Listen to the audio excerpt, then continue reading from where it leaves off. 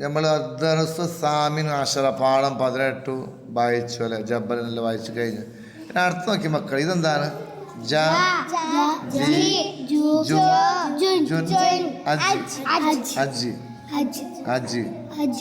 എന്ന് നോക്കിയാൽ നമുക്കൊന്ന് ഇത് വായിക്കുകയും എഴുതുകയും ചെയ്യേണ്ടതാണ്.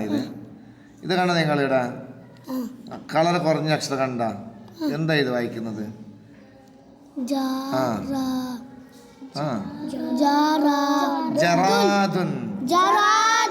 എവിടെ തുടങ്ങേണ്ടത്? ദൈത്തായാണ്.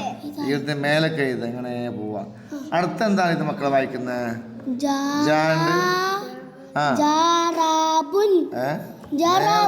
നേരെ നോക്ക്. ജാ കഴിഞ്ഞിട്ട് എന്താണ്? അപ്പൊ ജൗ. പിന്നെന്താ അക്ഷരം? അടുത്ത അക്ഷരം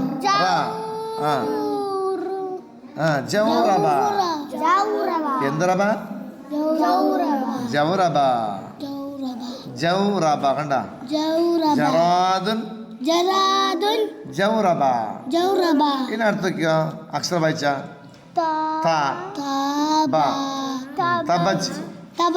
അടുത്തത് തബജ് ബജ.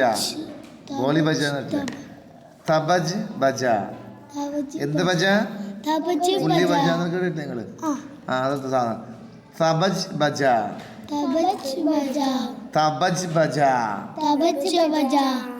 ബുറൂജുൻ. ബുറൂജുൻ. എന്താണിത്? ഇതാ